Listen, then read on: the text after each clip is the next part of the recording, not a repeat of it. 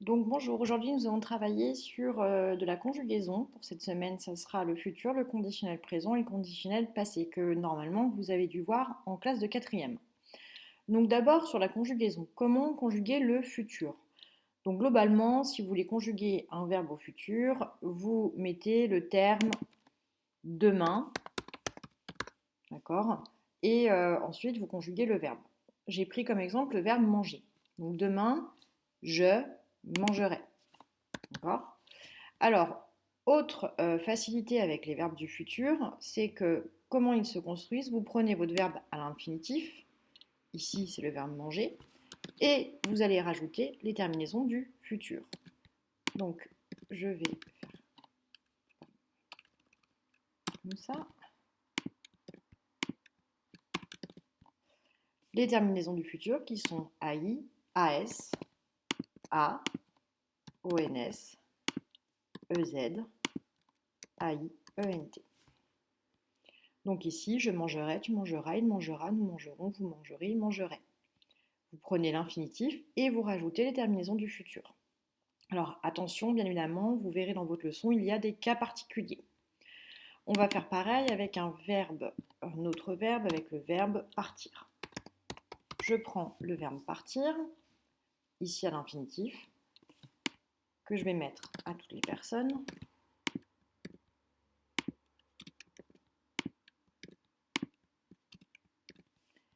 Et ensuite, j'ajoute toujours pareil les terminaisons du futur. AI, AS, A, ONS, EZ, ONT. Donc, c'est pas très compliqué. Le conditionnel présent. Le conditionnel présent, c'est un mélange entre le futur et l'imparfait. Ce que vous allez faire, c'est que vous allez reprendre vos terminaisons de l'imparfait, qui sont, je vous le rappelle, AIS, AIS, AIT, IONS, IEZ, AIUNT. Et vous faites exactement la même chose, c'est-à-dire que vous allez de nouveau mettre ce verbe à l'infinitif, donc le verbe manger, toujours le même, et au lieu de mettre les terminaisons du futur, vous allez mettre celles de l'imparfait. Je mangerai, tu mangerais, il mangerait, nous mangerions, vous mangeriez, il mangerait. Donc ici, on est sur la même construction, sauf que je change mes terminaisons, je mets celle de l'imparfait au lieu de mettre celle du futur. Et j'obtiens du conditionnel présent. On fait à l'identique avec le verbe partir, que je copie pour chaque pronom personnel. Et terminaison du futur. AIS, AIS, donc je partirai, tu partirais, il partirait, nous partirions, vous partiriez, il partirait. Donc pas de difficulté pour le moment. Le conditionnel passé. Le conditionnel passé, c'est un temps composé. C'est-à-dire qu'on va avoir l'auxiliaire être ou avoir plus le participe passé. Votre auxiliaire être ou avoir, elle va être conjuguée au conditionnel présent. Donc ici, on va commencer le verbe manger qui va s'utiliser avec l'auxiliaire avoir. Ça va donner j'aurais mangé, tu aurais mangé, il aurait mangé, nous aurions mangé, vous auriez mangé et ils auraient, AIENT, mangé. Ici, mon auxiliaire avoir est au conditionnel présent. Donc, auxiliaire avoir au conditionnel présent plus participe passé, ça donne du conditionnel passé. Ici, la même chose, sauf qu'on va utiliser l'auxiliaire être, puisqu'avec partir, on utilise l'auxiliaire être. D'accord? Donc, ça va donner je serai, je serai parti, tu serais parti, il serait parti, nous serions partis. Je mets bien ES puisque je vous rappelle que nous avons l'auxiliaire être, donc nous accordons. Vous seriez parti et il serait AIENT parti. Voilà. Alors, Au niveau des valeurs, tout se retrouve. Vous avez la leçon, hein, donc vous pourrez relire votre leçon. Au niveau des valeurs, quand est-ce qu'on utilise le futur? Bah, la valeur première du futur, c'est quand on veut énoncer un fait qui se situe dans l'avenir. Demain, je partirai en vacances, donc dans du futur, c'est une des valeurs. Vous pouvez aussi utiliser le futur pour donner un ordre ou un conseil. Tu sortiras tes affaires pour travailler, d'accord? Qui est ici plutôt un ordre. Ou bien une promesse, hein, tu seras toujours mon ami. Le conditionnel présent, c'est vraiment le conditionnel le temps de l'incertitude. D'accord? Ici, vous l'employez souvent pour un fait incertain. On le retrouve notamment dans la presse, quand on n'est pas sûr d'un fait, on va utiliser le conditionnel. Le meurtrier serait un homme. J'utilise le conditionnel car je ne suis pas sûr de ce que je dis. Je suis dans l'incertitude. On peut l'utiliser aussi dans le cadre d'un futur du passé. Tu croyais que tu serais connu, c'est-à-dire qu'on n'est pas sûr dans le passé de ce qui va se passer dans le futur. D'accord? Si je vous dis tu croyais que tu serais connu, on n'en est pas sûr. Ça peut être aussi dans le cadre du souhait, d'accord? Il aimerait devenir footballeur. En même temps, on est encore une fois dans l'incertitude, parce que pas sûr qu'il le devienne. Ou une demande polie ou un ordre atténué, par exemple, pourriez-vous vous taire? On est dans le cadre du conditionnel. Si je vous dis pourriez-vous vous taire, c'est un ordre atténué. Ou pourriez-vous me passer le sel? Une demande polie. Le conditionnel passé, il a 3 valeurs, donc c'est un fait non réalisé dans le passé. Par exemple, vous auriez fini les exercices si vous n'étiez pas parti. Donc c'est un fait qui n'a pas pu se dérouler dans le passé. Vous n'avez pas fini les exercices, clairement. Ça peut être aussi un regret, j'aurais aimé te connaître.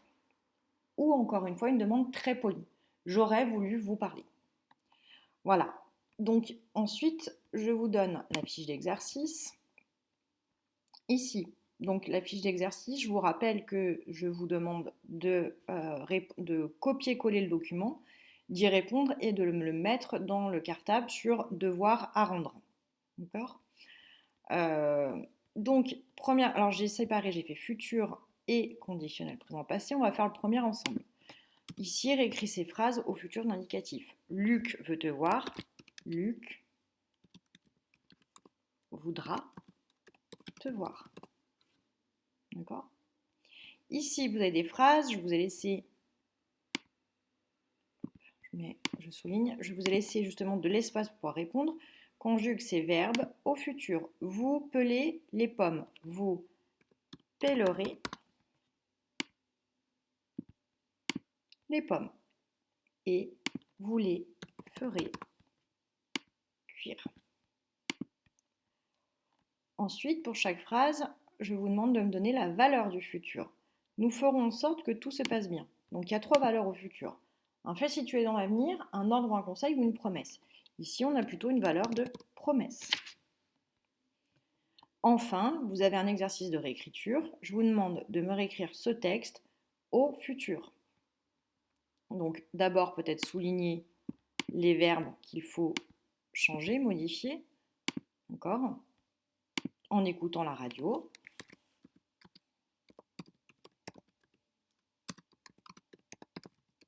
Le vieux Joseph.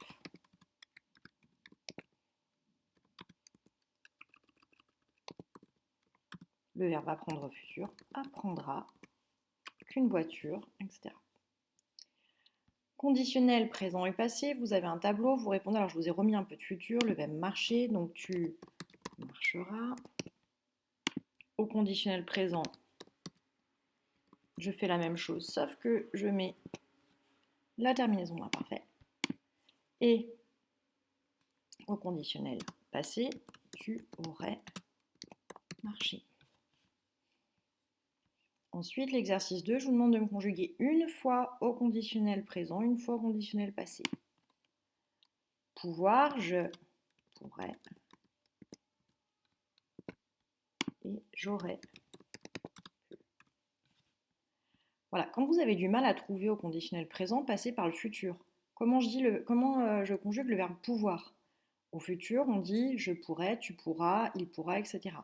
Vous avez juste à passer par le futur, sauf que vous enlevez les terminaisons de futur et vous remettez celles de l'imparfait. Ensuite, vous avez des verbes au conditionnel, je vous demande de me les souligner et d'indiquer leur valeur. Tu n'aurais pas dû manger. Donc là, c'est le verbe devoir qui est donc sur du conditionnel passé. Quelle est la valeur? Ici, on a une valeur de regret.